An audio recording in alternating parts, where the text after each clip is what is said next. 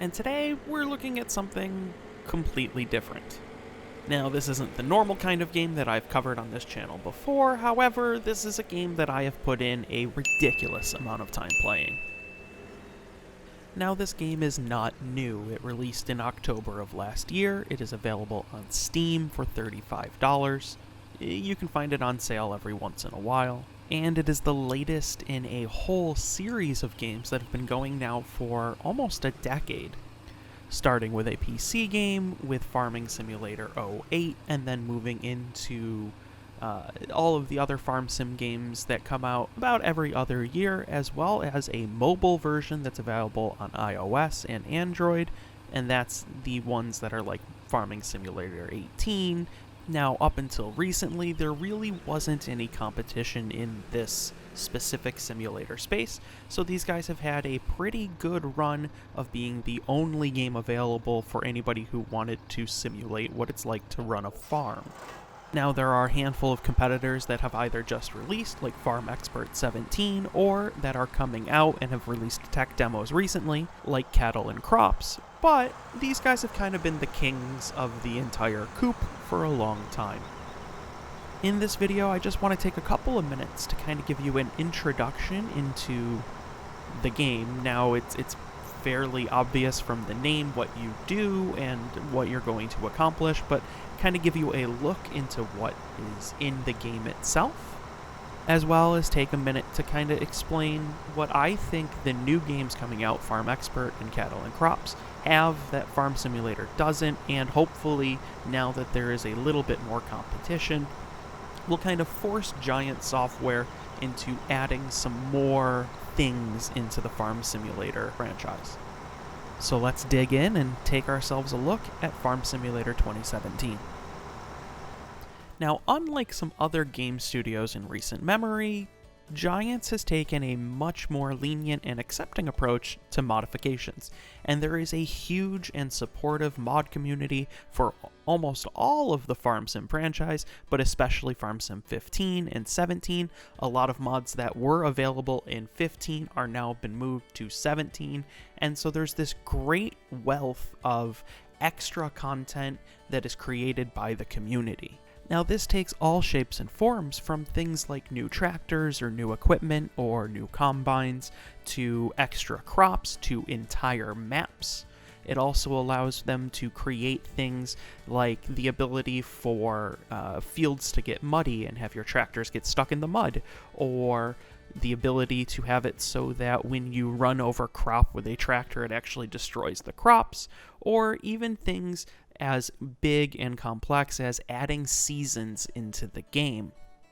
Now, the base game this time around, without any mods, has added a whole bunch of new crops themselves. There are things like oilseed radishes, soybeans, and sunflowers. They've added many new vehicles, and they've added a whole new livestock in pigs. Now, livestock has had a kind of change from previous versions now. Now, livestock require a lot of attention. It's almost too much attention for one person to give, so you'll find yourself focusing on a single type of livestock. They've added in drivable trains so that you can take large amounts of your crop or things to sell to different markets a lot quicker and easier. However, the maps have to support it, and while Giant's official maps generally do support trains, a lot of the modding community maps do not. Now, while it's not new to this version, they have continued to put in things for forestry, so you can go and harvest trees for wood and wood chips. But the real bread and butter of the game stays the same, and you will find yourself in fields with different crops the majority of the time, unless you are really focusing on doing something else. Even if your entire primary goal for a playthrough is to focus primarily on one of the livestock, you're still going to be spending time in fields, both mowing grass and getting silage and getting straw or hay to be able to feed that livestock. Now, to give you an idea of what it takes to grow a maximum yield field, then you will need to follow these steps. You'll need to plow your field, cultivate it, sow your seeds, and then finally you're going to harvest that field. In between there somewhere, you're going to have to do 3 stages of fertilizer.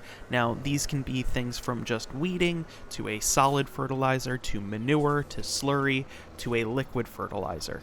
But you'll fit 3 stages in there overall. Now, these stages could be different at different times, like weeding is only supposed to be done at the beginning growth stages of a crop, whereas things like mixing manure into the ground should be done when you plow and cultivate. It is settable in the game how many stages of fertilizer that you want a field to need before getting to a 100% growth rate. That's settable from 1 to 3, so if you don't have the time or the effort to be able to mix in 3 stages of fertilizing, then you can set that down to 1, which can generally be taken care of by a seeder that has a built-in fertilizing capability. Now, while 7 steps may not seem like much, when you take into account how big some of the fields are in Farm Simulator, even small fields can take a ridiculous amount of time to do right. To help out in this way, there's an ability to hire workers. You can hire NPC workers to go and do certain stages of a field for you. They will use your equipment. You also pay them a fee out of your money, and then they go off and do the work. There are some other add-ons to the game, modifications, that allow you to help a little bit easier. There are things like GPS, which is actually something that is used in real life, and that GPS allows you to plant a field in a lot more efficient manner. There are also add-ons and modifications called Courseplay, which allow you to kind of set up your own AI to be able to move throughout the field on its own. However you choose to do it, getting through those 7 stages, however, will yield a crop which then you can go and sell, or if it's a crop that you're going to use to feed to your animals or do other things with, you can then process that in its entirety. Now, if you've planted something that gives off straw, you will then need to either bale the straw or pick up all of the straw and then sell that, or use it to feed and bed your animals. Overall, Farm Simulator gives you a lot of things to do.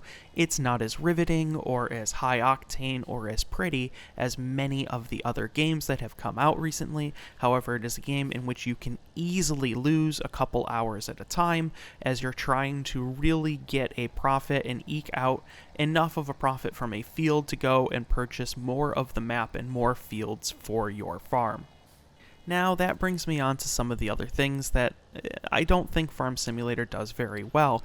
One of the things that I did mention was that the game really isn't incredibly pretty. It looks good, don't get me wrong, but there have been definite improvements in graphics since they've developed this engine, and the engine just has not aged super well.